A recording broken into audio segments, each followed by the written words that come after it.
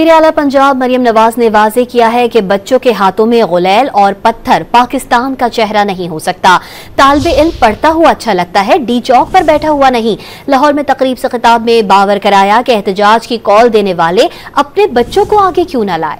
ये नहीं हो सकता कि अपने बच्चों को महफूज रखें और कौम के बच्चों को मार खाने के लिए छोड़ दिया जाए। उन्होंने होनहार प्रोग्राम के तहत तलबा को 130 अरब रुपए की स्कॉलरशिप से देने का ऐलान और जनवरी से तलबा को लैपटॉप से देने का भी वादा किया। बच्चों के हाथों में गुलेल और पत्थर पाकिस्तान का चेहरा नहीं हो सकता। वज़ीर आला पंजाब मरियम नवाज ने लाहौर में तकरीब से खिताब करते हुए वाज़ेह कर दिया कि तालिब इल्म पढ़ता हुआ अच्छा लगता है, डी चौक पर बैठा हुआ नहीं। आपके हाथ में बंदूक, गुलेल, पत्थर, कीलों वाले डंडे, ये पाकिस्तान का चेहरा नहीं हो सकता। पाकिस्तान का ये चेहरा जो ये मेरे सामने बैठा है,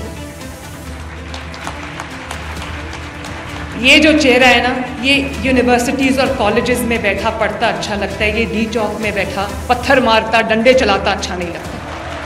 सवाल किया कि एहतजाज की कॉल देने वाले अपने बच्चों को क्यों ना लाए। ये नहीं हो सकता कि अपने बच्चे महफूज रखें और कौम के बच्चों को मार खाने के लिए छोड़ दिया जाए। अपने बच्चों को सेफ जगह पे बिठाया हुआ है, उन पे आंच भी नहीं आ सकती और कौम के बच्चों को वहां पर मार खाने के लिए और मारने के लिए छोड़ा हुआ है। पॉइंट ब्लैंक रेंज से रेंजर्स पे और पुलिस पे गोलियां चलाई गई। वज़ीर आला पंजाब ने होनहार प्रोग्राम के तहत तलबा को 130 अरब रुपए की स्कॉलरशिप्स देने का ऐलान और जनवरी से तलबा को लैपटॉप्स देने का भी वादा किया।